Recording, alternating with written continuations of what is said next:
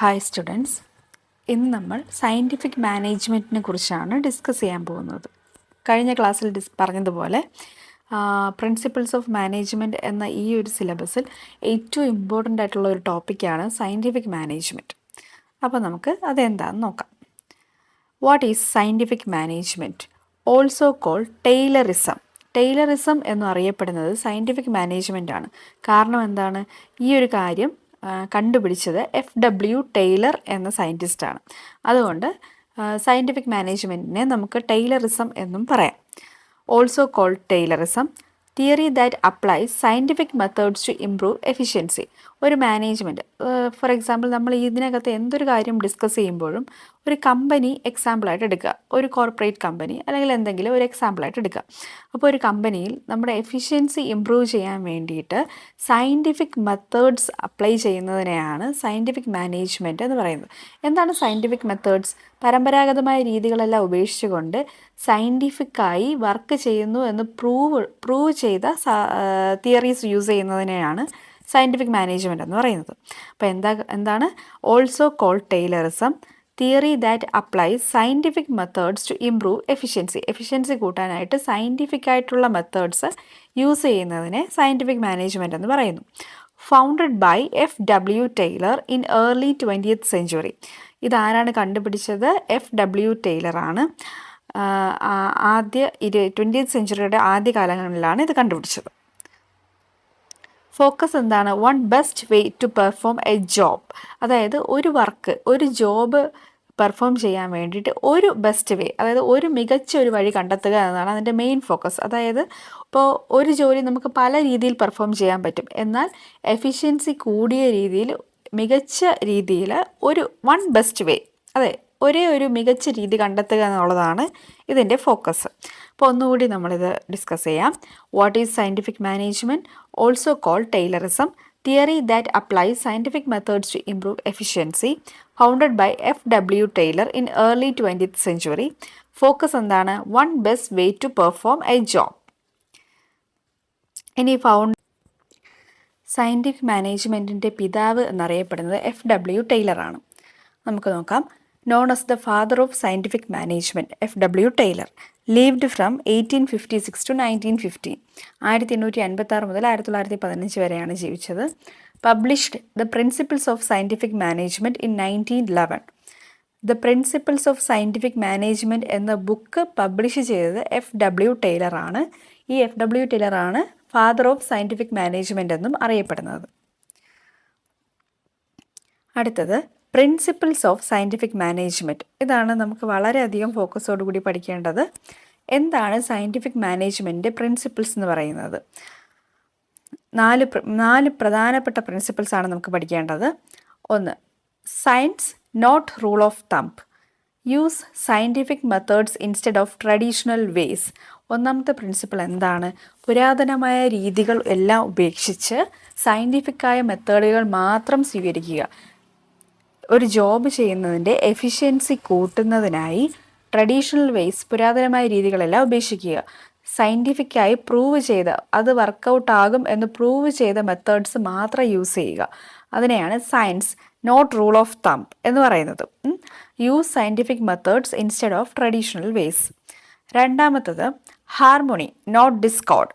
Promote teamwork between workers and management. വർക്കേഴ്സും അതിൻ്റെ മാനേജ്മെൻറ്റുമായിട്ടുള്ള ടീം വർക്ക് പ്രൊമോട്ട് ചെയ്യുക. അതായത് ഇൻഡിവിജ്വലായിട്ടുള്ളതിനേക്കാൾ ഉപരി സയൻറ്റിഫിക് മാനേജ്മെൻറ്റ് എന്തിനെയാണ് സപ്പോർട്ട് ചെയ്യുന്നത്? ടീം വർക്കിനെയാണ് സപ്പോർട്ട് ചെയ്യുന്നത്. അതുതന്നെയാണ് അടുത്ത point. Cooperation not individualism. Mutual goal setting and support. അതായത് ഇൻഡിവിജ്വലായിട്ടുള്ള ഗോൾ സെറ്റ് ചെയ്യുന്നതിലുപരി നമ്മൾ എന്താണ്, ഒരു കോപ്പറേറ്റീവായിട്ട് കാര്യങ്ങൾ ചെയ്യണം. എല്ലാവരും കൂടി ചേർന്ന് ഒരു ടീം വർക്കാണ് ഏറ്റവും ആവശ്യം. അപ്പോൾ സയൻറ്റിഫിക് മാനേജ്മെൻറ്റ് ഊന്നൽ നൽകുന്നത് ടീം വർക്കിനാണ്. പിന്നെ സയൻറ്റിഫിക് മെത്തേഡ്സിന് ഊന്നൽ നൽകുന്നു. നാലാമത്തത് development of each individual. Scientific training and support for workers. അത് നമുക്കറിയാം. നമ്മളൊരു പുതുതായി ഇപ്പോൾ കോപ്പറേറ്റീവ് സ്ഥാപനത്തിലായാലും അല്ലെങ്കിലും ജോലിക്ക് പ്രവേശിക്കുമ്പോൾ നമുക്ക് എന്ത് നൽകും? ഓരോ ഇൻഡിവിജ്വൽസിനും ട്രെയിനിങ് നൽകും. ബെസ്റ്റായി പെർഫോം ചെയ്യുന്നതിനായി ഓരോ ഇൻഡിവിജ്വൽസിനും ട്രെയിനിങ് നൽകും. അപ്പോൾ ആ ഇൻഡിവിജ്വൽ അപ്പോൾ ഡെവലപ്പ് ആവുകയാണ് ചെയ്യുന്നത്. ഓക്കെ, അപ്പോൾ അതാണ് ആ നാലാമത്തെ principle, development of each individual. അപ്പോൾ സയൻറ്റിഫിക് മാനേജ്മെൻറ്റ് 4 കോർ പ്രിൻസിപ്പിൾസ് എന്തൊക്കെയാണ്? ഒന്നുകൂടി നമുക്ക് വായിക്കാം. Science not rule of thumb, അതായത് use scientific methods instead of traditional ways. രണ്ടാമത്തത് harmony not discord, promote teamwork between workers and management. മൂന്നാമത്തത് cooperation not individualism, mutual goal setting and support. നാലാമത്തത് development of each individual, അതായത് scientific training and support for workers. ഇനി നമ്മൾ scientific management കുറച്ച് techniques ആണ് നോക്കാൻ പോകുന്നത്. അതായത് 5 പ്രധാനപ്പെട്ട ടെക്നിക്സ് ആണ് സയൻറ്റിഫിക് മാനേജ്മെൻറ്റിനുള്ളത്. Time study, motion study, standardisation, work study, differential piece wage system. പേര് കേൾക്കുന്നത് പോലെയല്ല, വളരെ സിമ്പിളാണ്. Time study. ആദ്യം ടൈം സ്റ്റഡി എന്താണ്? Analyse time taken for task. അതായത് ഇപ്പം നമുക്കൊരു ടാസ്ക് അസൈൻ ചെയ്ത് തന്നിട്ടുണ്ട്, എന്തെങ്കിലും ഒരു പർട്ടിക്കുലർ ജോബ് ചെയ്യണം, ആ ഒരു ടാസ്ക് ചെയ്യുക, അസൈൻ ചെയ്തിട്ട്. ഇപ്പോൾ ഫോർ എക്സാമ്പിൾ ഒരു ക്ലാസ്സിലെ 25 കുട്ടികളുടെ പേര് അസെൻഡിങ് ഓർഡറിലാക്കുക. അത് നമുക്കൊരു ടാസ്ക് ആയിട്ട് തന്നിട്ടുണ്ട് എന്ന് വെക്കുക. അപ്പോൾ ഈ ടാസ്ക് ചെയ്ത് തീർക്കാൻ വേണ്ട ടൈം അനലൈസ് ചെയ്യുന്ന പ്രോസസ്സിനെയാണ് ടൈം സ്റ്റഡി എന്ന് പറയുന്നത്. അറിയാമല്ലോ, time study analyse time taken for task. രണ്ടാമത്തത് motion study, eliminate unnecessary movements. നമ്മളൊരു ജോലി ഇപ്പോൾ പേര് അസെൻഡിങ് ഓർഡറിലാക്കുന്നത് വളരെ സിമ്പിൾ ജോബാണ്. പക്ഷേ മണിക്കൂറുകൾ എടുക്കുന്ന വലിയ ജോബുകളെ ആ ജോബ് ചെയ്യുന്നതിനിടയ്ക്ക് നമുക്ക് ആവശ്യമില്ലാത്ത വർക്ക്, ആവശ്യമില്ലാത്ത കാര്യങ്ങളൊക്കെ ചെയ്യുന്നുണ്ടാവും.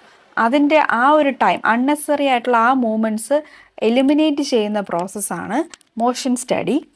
അടുത്തത് മൂന്നാമത്തത് standardisation, uniform tools and methods.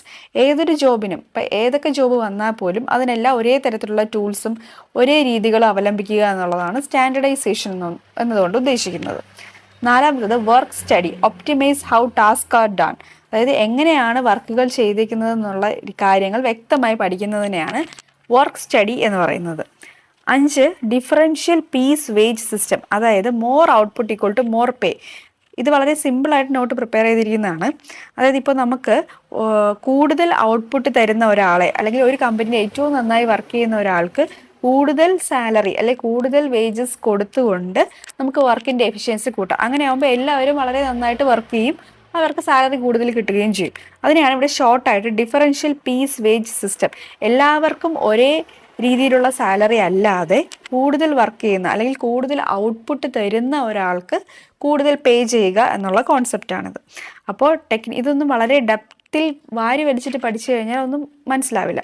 വളരെ സിമ്പിളായിട്ട് പോയിന്റ്സ് എല്ലാം കൃത്യമായിട്ട് പഠിക്കുക എന്നുള്ളതേ ഉള്ളൂ. അപ്പോൾ ടെക്നിക്സ് ഓഫ് സയൻറ്റിഫിക് മാനേജ്മെൻറ്റ് എന്തൊക്കെയാണ്?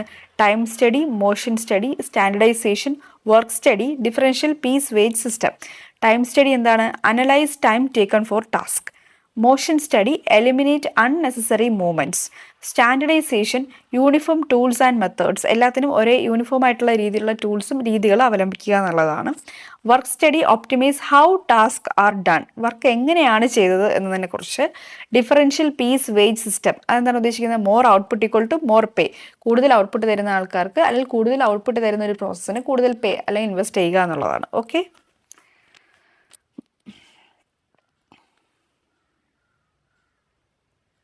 അടുത്തത് ഈ സയൻറ്റിഫിക് മാനേജ്മെൻറ്റിന് കുറച്ചധികം ക്രിറ്റിസിസംസ് ഉണ്ട്. സയൻറ്റിഫിക് മാനേജ്മെൻറ്റിന് കുറച്ചധികം ക്രിറ്റിസിസംസ് ഉണ്ട്. അതായത് എന്തൊക്കെയാണ് ആ criticisms? Ignores human emotions and creativity. അതായത് മനുഷ്യൻ്റെ, ഇപ്പം ഹ്യൂമൻ റിസോഴ്സ് ആണല്ലോ നമുക്കൊരു വർക്ക് ചെയ്യാൻ ഏറ്റവും അത്യാവശ്യം. ആൾക്കാരുടെ ഇമോഷൻസും അവരുടെ ക്രിയേറ്റിവിറ്റിയും പൂർണ്ണമായിട്ട് അവഗണിക്കുന്നു എന്നുള്ളതൊരു ഡ്രോബാക്കാണ്. അതായത് കംപ്ലീറ്റ് ഫോക്കസ് ചെയ്യുന്നത് സയൻറ്റിഫിക് മെത്തേഡ്സ്, എങ്ങനെ എഫിഷ്യൻസി കൂട്ടാം എന്നുള്ള, അല്ലെങ്കിൽ ഏറ്റവും കൂടുതൽ വർക്ക് ചെയ്യുന്നവർക്ക് കൂടുതൽ പേ, അങ്ങനെയുള്ളൊരു കാര്യങ്ങൾ മാത്രമാണ് സയൻറ്റിഫിക് മാനേജ്മെൻറ്റ് ഫോക്കസ് ചെയ്യുന്നത്. അല്ലാതെ മനുഷ്യൻ്റെ ഇമോഷൻസിനോ വ്യക്തിപരമായ ക്രിയേറ്റിവിറ്റിയോ എല്ലാം കംപ്ലീറ്റ്ലി ഇത് അവഗണിക്കുന്നുണ്ട്. ഓക്കെ. രണ്ടാമത്തത് work becomes monotonous and mechanical.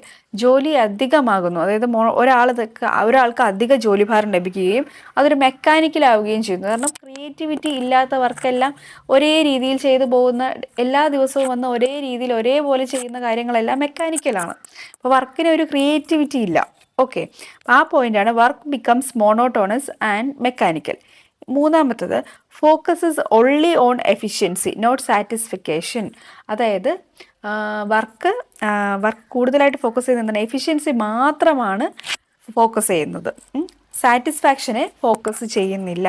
ഒരു തൃപ്തി എന്നതിലുപരി, ഇൻഡിവിജ്വലിൻ്റെ തൃപ്തി എന്നതിലുപരി വർക്ക് എഫിഷ്യൻസി മാത്രം, കൂടുതൽ ഔട്ട്പുട്ട് എന്നുള്ളൊരു കാര്യം മാത്രമാണ് സയൻറ്റിഫിക് മാനേജ്മെൻറ്റ് ഫോക്കസ് ചെയ്യുന്നത്. Resistance from workers to strict controls. വർക്കേഴ്സിനെല്ലാം എന്താണ്, വളരെയധികം സ്ട്രിക്റ്റ് ആയിട്ടുള്ള കൺട്രോളും കാര്യങ്ങളും ഒക്കെ ഫേസ് ചെയ്യേണ്ടി വരുന്നുണ്ട്. ഓക്കെ, അപ്പോൾ എന്താണ് സയൻറ്റിഫിക് മാനേജ്മെൻറ്റ് ക്രിറ്റിസിസം എന്ന് ചോദിച്ചാൽ, ignores human emotions and creativity, work become monotonous and mechanical, focuses only on efficiency not satisfaction, resistance from workers to strict controls.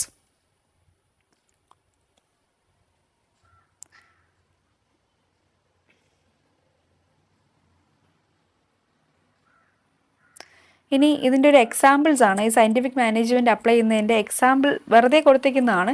In manufacturing, എന്തെങ്കിലും മാനുഫാക്ചർ ചെയ്യുന്ന കമ്പനിയിലാണെങ്കിൽ, study each movement on the assembly line, ഓരോ assembly ലൈനിലെ ഓരോ movement study ചെയ്യുക. Train workers in the fastest methods, reward extra performance with bonus പേ. ഇതെല്ലാം scientific മെത്തേഡ്സിൻ്റെ examples ആണ്. അതായത് study each movement on the assembly ലൈനിലെ ഓരോ മൂവ്മെൻറ്റ്സും പഠിക്കുക. Train workers in the fastest method, അതായത് പെട്ടെന്ന് വർക്കേഴ്സിന് ട്രെയിനിങ് കൊടുക്കുക. അതായത് എഫിഷ്യൻസി ആണല്ലോ ഫോക്കസ് ചെയ്യുന്നത്, വർക്കേഴ്സിൻ്റെ ഇമോഷൻസോ ക്രിയേറ്റിവിറ്റിയോ ഫോക്കസ് ചെയ്യുന്നില്ല നമ്മൾ പഠിച്ചു. അപ്പോൾ വർക്കേഴ്സിനെ വളരെയധികം ഫാസ്റ്റായിട്ട് ട്രെയിൻ ചെയ്ത് പെട്ടെന്ന് ട്രെയിൻ ചെയ്ത് വിടുക, പെട്ടെന്ന് ജോലി ചെയ്യുക എന്നുള്ളതാണ് രണ്ടാമത്തെ പോയിന്റ്. മൂന്നാമത്തത് reward extra performance with bonus pay, കൂടുതൽ വർക്ക് ചെയ്യുന്നതനുസരിച്ച് കൂടുതൽ പേ ചെയ്യുക എന്നുള്ളത്. അതായത് എഫിഷ്യൻസിയാണ് ഏറ്റവും കൂടുതൽ ഫോക്കസ് ചെയ്യുന്നത്. ഇനി നമുക്കിതിൻ്റെ ഒരു സമ്മറി നോക്കാം. ഇത് വളരെ ഷോർട്ടായിട്ട് നമ്മൾ പഠിക്കുക, നമുക്കൊരു ഓവറോൾ ഐഡിയ കിട്ടാൻ വേണ്ടി പഠിക്കുന്നതാണ്. നിങ്ങൾക്ക് എക്സ്ട്രാ വരുന്ന പോയിന്റ്സ് നിങ്ങൾക്ക് വലിയ ടെക്സ്റ്റ് ബുക്സ് ഒക്കെ വായിച്ച് വേണമെങ്കിൽ മനസ്സിലാക്കാം. ഇത് ഓരോന്നും കോർ കോൺസെപ്റ്റ് മാത്രം പഠിക്കുക. കാരണം ചിലപ്പോൾ നമുക്ക് 4 സ്റ്റേറ്റ്മെൻറ്റ്സ് ചോദിച്ചിട്ട് അതിൽ ഏതാണ് ശരി ഏതാണ് തെറ്റെന്ന് പറയുമ്പോൾ അതിൻ്റെ കോർ പോയിന്റ്സ് അറിഞ്ഞിരിക്കുക എന്നുള്ളതാണ്. സമ്മറി ടേബിൾ എന്താണ്, നമ്മൾ പഠിക്കുന്നത് പഠിച്ചത് സയൻറ്റിഫിക് മാനേജ്മെൻ്റ് ആണ്. അത് ഡെവലപ്പ് ചെയ്ത് FW ടൈലർ ആണ്.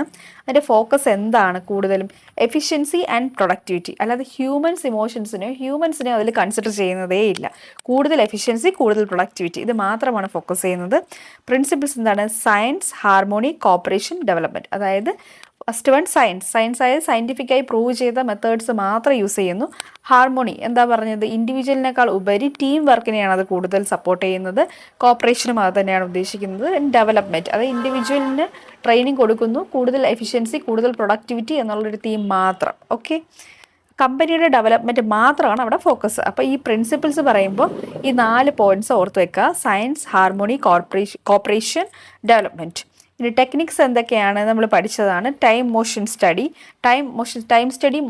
നമ്മൾ പഠിച്ചു. ടൈം സ്റ്റഡി ഒരു വർക്ക് ചെയ്യാൻ എടുക്കുന്ന സമയം. മോഷൻ സ്റ്റഡി അൺവാണ്ടഡ് മൂവ്മെൻറ്റ്സ്, അത് വർക്ക് ചെയ്യുന്നതിന് ഇടയ്ക്കുള്ള ആവശ്യമില്ലാത്ത മൂവ്മെൻറ്റ്സിനെ എലിമിനേറ്റ് ചെയ്യുന്നതാണ് മോഷൻ സ്റ്റഡി. സ്റ്റാൻഡർഡൈസേഷൻ എന്ന് വെച്ചാൽ ഒരേ രീതിയിലുള്ള കാര്യങ്ങളും രീതികളും വർക്ക് ചെയ്യുന്ന ടൂൾസും രീതികളും അവലംബിക്കുക.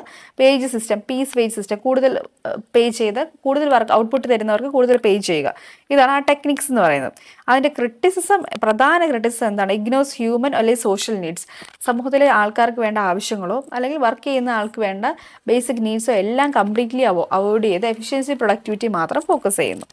ഓക്കെ, അപ്പോൾ എന്തായാലും നമുക്ക് ഇന്നത്തെ ദിവസം സയൻറ്റിഫിക് മാനേജ്മെൻ്റ് ആണ് ഓവറോൾ ചെക്ക് ചെയ്തത്. നെക്സ്റ്റ് ക്ലാസ്സിൽ അടുത്ത ടോപ്പിക്കുമായിട്ട് കാണാം. ഓക്കെ.